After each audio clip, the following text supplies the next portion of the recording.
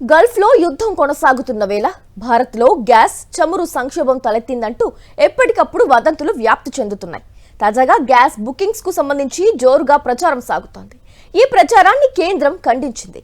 Gas bookings కు సంబంధించి ప్రస్తుతం సోషల్ మీడియాలో జరుగుతున్న ప్రచారంలో ఎలాంటి నిజం లేదని స్పష్టం చేసింది. గ్యాస్ బుకింగ్స్ కు సంబంధించి కొన్ని రోజులుగా సోషల్ మీడియాలో ఒక వార్త వైరల్ అవుతోంది.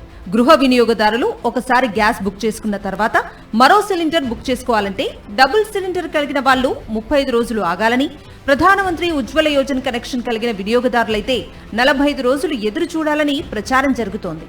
ఈ ప్రచారాన్ని కేంద్ర పెట్రోలియం మంత్రిత్వ శాఖ ఖండించింది.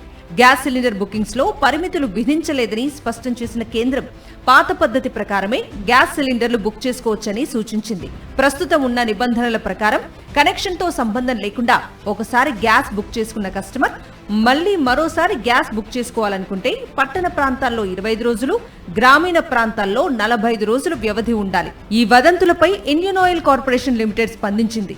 దేశంలో గ్యాస్ నిల్వలు పుష్కలంగా ఉన్నాయని, సరఫరాలో ఎలాంటి కొరత లేదని స్పష్టం చేసింది. తప్పుడు సమాచారాన్ని నమ్మొద్దని ప్రజలకు విజ్ఞప్తి చేసింది.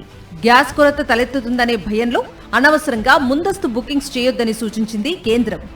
మరోవైపు పెట్రోల్, డీజిల్ అంశంపై కూడా కేంద్రం స్పందించింది.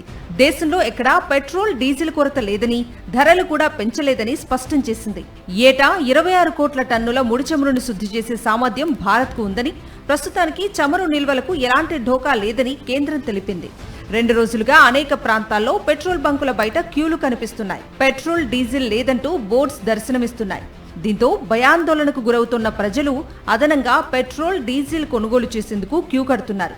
కేంద్రం మాత్రం ఏ పెట్రోల్ పంపు వద్ద కూడా కొరత లేదంటోంది.